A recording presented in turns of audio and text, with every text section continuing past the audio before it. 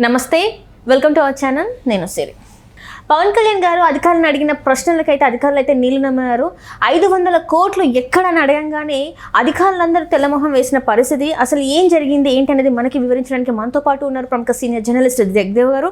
నమస్కారం సార్. నమస్తే సార్. ఇప్పుడు చూస్తున్నట్టయితే అధికారులను అడిగిన ప్రశ్న ఏంటంటే 500 కోట్లు ఎక్కడ అని చెప్పేసి డిప్యూటీ సీఎం అయిన పవన్ కళ్యాణ్ అడగంగానే అందరు అధికారులు తెల్లమొహం వేశారు. అసలు ఏం చెప్పాలో చెప్పలేని పరిస్థితుల్లో అధికారులు ఉన్నారు. మరి ఏంటి అంటే ప్రతి ఒక్క ప్రశ్న వ్యాలిడ్ ఉన్నా కూడా వాళ్ళ దగ్గర ఆన్సర్స్ లేవు. మరి ఇప్పుడు దీన్ని ఎలా చూడాలి?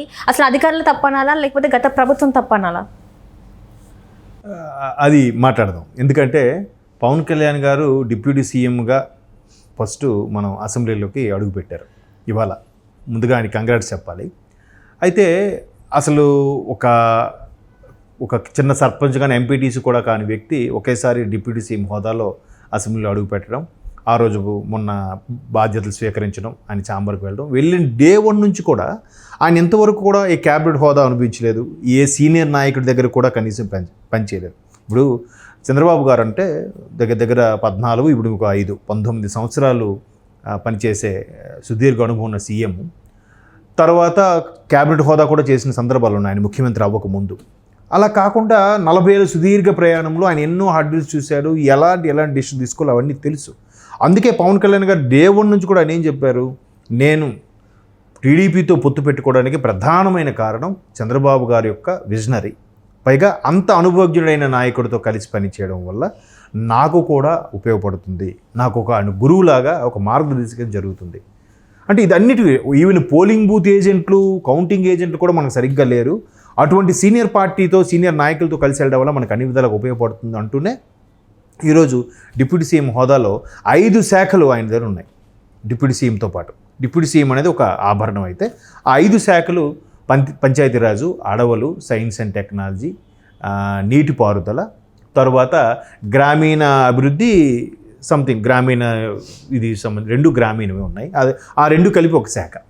సో వీటన్నిటికి కూడా ఆయన ఎప్పుడైతే సంతకం పెట్టి ఛార్జ్ తీసుకున్నారో ప్రతిదీ కూడా అసలు ఏంటి, దీనికి ఉపాధి ఎలా కల్పిస్తాం, ఉపాధి కల్పించినాక దానికి నిధులు ఎలా కేటాయిస్తాం, ఆ నిధులు కేటాయించినవి ఎక్కడ డంప్ చేసి ఉంచుతాం, అక్కడ నుంచి గ్రామీణ ప్రజలకి ఎలాగా అవి మౌలిక వసతులు అందించేలాగా ఎలా రీచ్ అవుతాయి ఏంటి, వీటన్నిటి మీద అడిగితే వెంటనే అంటే ఇన్ని తెలుసుకునే ప్రయత్నం చేస్తూనే వాళ్ళతో చెప్పించుకుంటూనే అది అక్కడ అలా ఎందుకు చేయొచ్చు, ఇలా కూడా చేయొచ్చు కదా, మరి ఆ నిధులన్నీ ఏం చేస్తున్నారు, అలా ఎందుకు ఉంచుతున్నారు, ఇట్లా రకరకాలుగా మాట్లాడుతున్నప్పుడు పనిలో పనిగా సరే మరి అక్కడ ఎందుకు ఏం జరిగింది అంటే నిధులు లేవు సార్. నిధులు లేకపోవడం ఏంటి, ప్రతిదానికి ప్రతి శాఖకు సంబంధించి కూడా సెంట్రల్ నుంచి కొంత ఫండ్ వస్తుంది.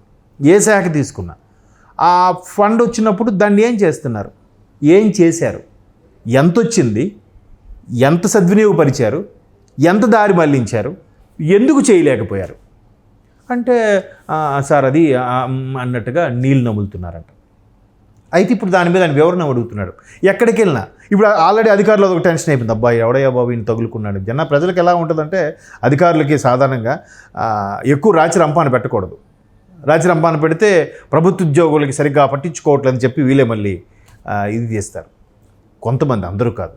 సో అవి ఆల్రెడీ ఈయనేంటి డే 1 నుంచి తగులుకున్నాడు. ఒకటి, ఆయనకి శాఖాపరమైన బాధ్యతలు ఏవైతే ఉన్నాయో అవి కొత్త, అంటే లైవ్లో దగ్గరగా చూడడం అనేది, ఆయన స్వయంగా పర్యవేక్షించి అధికారాలు పాస్ చేయడం అనేది ఆయన మొదటిసారి. కాబట్టి ఒకవైపు ఆయనకు బుక్స్ రూపంలోనో లేదంటే సన్నిహితులు చెప్పిన రూపంలోనో అవగాహన ఉంది, లేక కాదు.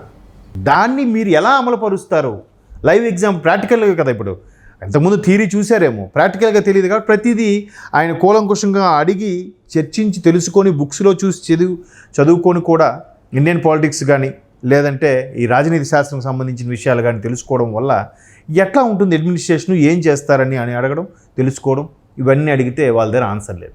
అడిగేసరికి ఇప్పుడేమంటున్నారు, అరే పవన్ కళ్యాణ్ గారు సమీక్ష అంటే ఒక్కొక్క అధికారి ఉరుకులు పరుగులు పెడుతున్నారంట. సో ఇప్పుడు వాళ్ళన్నీ అడిగేసరికి వాళ్ళ దగ్గర ఆన్సర్ లేదు. అయితే ఏంటి, మీరు ఎందుకు, ఏం జరిగాయి, ఒక రిటర్న్గా రాసివ్వండి. ఓరల్గా చెప్పేస్తే ఇవాళ ఉంటే రేపు పోతుంది. రిటర్న్గా రాసివ్వడం వల్ల కొంత ఫైల్ చేస్తారు, లేదా ఒక స్కాన్ చేసి మెయిల్లో పెట్టుకుంటారు.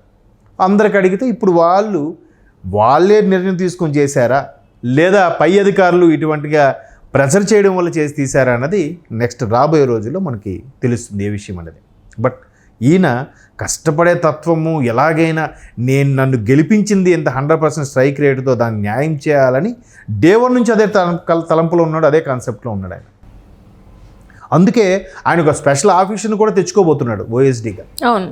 సో ఇంకా అంటే ఎప్పుడైనా సరే అమ్మా, రాజకీయ నాయకులకి పక్కన సరైన నిజాయితీ నిబద్ధత గల ఆఫీసర్లు ఒక ఇద్దరు ఉంటే చాలమ్మా. ఏ మినిస్టర్ పక్కనైనా ఒక్కరు సరైన శాఖపరమైన అధికారి ఒకరిద్దరు ఉంటే మొత్తం సెటరేట్ చేసేవచ్చు ఎక్కడికక్కడ. అది అట్లా నడిచిపోతూ ఉంటుంది ఇంకా తరతరాలుగా. ఈ గవర్నమెంట్ ఉన్నా లేకపోయినా నెక్స్ట్ అరే ఇది బాగా చేశారు కదా ఇంప్లిమెంటేషన్ అని. ఐఏఎస్ ఆఫీసర్ అంటే ఏంటమ్మా, చిన్న చితక విషయాలా, చిన్న చితక వ్యక్తుల వాళ్ళు చెప్పండి. రోజుకు 16 గంటలు 18 గంటలు కష్టపడితే ఆ ర్యాంక్కి వెళ్ళి సివిల్స్ ర్యాంక్ కొట్టి సివిల్ సర్వెంట్స్గా రూపాంతరం చెందడం అంటే చిన్న విషయం కాదు. వాళ్ళు ఎంతో అవగాహనతో ఎన్నో శాస్త్రాలు పుస్తకాలు అవపోసన పట్టి, సార్ ఇక్కడ ఇలాగుంది, ఇక్కడ ఇలాగుంది, పలానప్పుడు పలానా ప్రభుత్వం పలానా రాష్ట్రం ఇది అనగా చేసినప్పుడు అది ప్రజలకు లబ్ధి చేకూరింది, మనం అది ఇక్కడ ఇంప్లిమెంట్ చేద్దాం, దాన్ని చిన్న మాడిఫై చేసి మనం ఎక్కడ ఇది ఇంప్లిమెంట్ చేద్దాం అని వాళ్ళే సజెస్ట్ చేసి, అది సరైన అవగాహన ఉన్న పవన్ కళ్యాణ్ లాంటి నాయకులు అయితే అవును ఇది బాగుంది, గో హెడ్ ఇలా చేయండి చెప్పడానికి కూడా ఉంటుంది. కాబట్టి అది సరైన అధికారులు నియమించుకుంటే ఏ శాఖ అయినా పరుగులు పెడుతుంది. ఆ శాఖాపరమైన ఇబ్బందులు ప్రజలకి రావు, అందులో అధికారులకు కూడా ఉండవు. యథా రాజా తథా ప్రజ, అంతే కదా. సో అలాగా పవన్ కళ్యాణ్ గారు ప్రతీదీ కూడా ఒకవైపు నేర్చుకుంటూనే మరోవైపు సమీక్ష నిర్వహిస్తూ అధికారాలు కూడా నిర్వహించిన అధికారులకి ఆర్డర్స్ పాస్ చేస్తున్నారు. మరోవైపు ఇప్పుడు నారాయణ గారు లాంటి వాళ్ళతో కూర్చొని, మంత్రి నారాయణ గారి వాళ్ళతో కూర్చొని పట్టణాభివృద్ధి లేదా నగరాభివృద్ధి, పంచాయతీలు ఏంటి, ఆ గతంలో ఏం జరిగింది, మీరు ఏం చేశారు, వాళ్ళతో పాటు కూర్చొని వాళ్ళు ఎలాగో ఆల్రెడీ మంత్రులుగా చేసిన అనుభవం ఉంది కాబట్టి మీరు అప్పుడు అవి ఏం చేశారు, మీరు ఇప్పుడు ఇది ఏం చేయబోతున్నారు, మిగతా శాఖలు దీనికి అనుసంధానం చేసే ప్రక్రియలు కొన్ని ఉంటాయి, అటువంటి వాటిలో ఎటువంటి యాక్షన్లు తీసుకోబోతున్నారు, ప్రతిదీ కూడా. ఏదైనా అడిగేసరికి ఇప్పుడు 5 ఏళ్ళు పదవి కాలం తర్వాత చేంజ్ అవుతూ ఉంటారు, బట్ అధికారులు స్టాండర్డ్గా ఉంటారుగా. పై సుపీరియర్స్తో శాఖాపరమైన సెక్రటరీలు మారచ్చు, మళ్ళీ మిగతా యూడీసీలు కానీ సీనియర్ ఆఫీసర్లు కానీ సెక్షన్ ఆఫీసర్లు ఉంటారు కదా, వాళ్ళు స్థిరంగా ఉంటారు కదా, వాళ్ళకి అడిగి తెరుచుకుంటే వాళ్ళే సగం పనిచేసేస్తారు. సో అట్లాగా ప్రతిదీ కూడా ప్రతి శాఖ గారు సమీక్ష మొన్న ఛార్జ్ తీసుకున్నప్పటి నుంచి కూడా ఆ రోజు మొత్తం మీద ఒక 7-8 సమీక్షా సమావేశాలు నిర్వహించారంట. ప్రతిదీ కూడా ఓకే అదేంటి ఇదేంటి, ఇదెందుకు ఉపయోగిస్తారు, అదెందుకు ఉపయోగిస్తారు, అసలు ఈ శాఖ ఉద్దేశం ఏంటి, ఈ శాఖ వల్ల ప్రజలకి ఎంత రీచ్ అవ్వగలుగుతుంది, ఇన్ని అడిగేసరికి జనరల్గా ఆడుతూ పాడుతూ టైంపాస్ చేసే వాళ్ళు కూడా ఉంటారు కదమ్మా, అటువంటి వాళ్ళు నీళ్ళు నమ్ముతారు.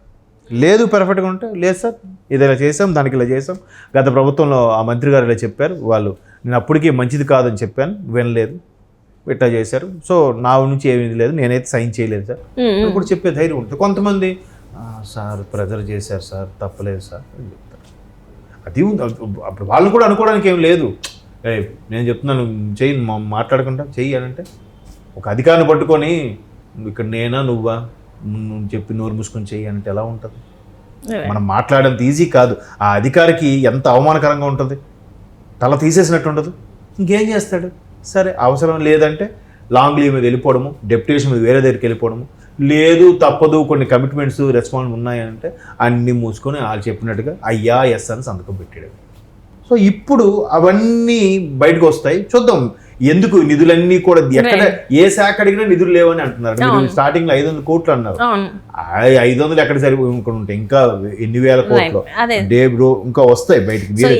500 కోట్లే కావచ్చు, ఇంకెక్కువే కావచ్చు.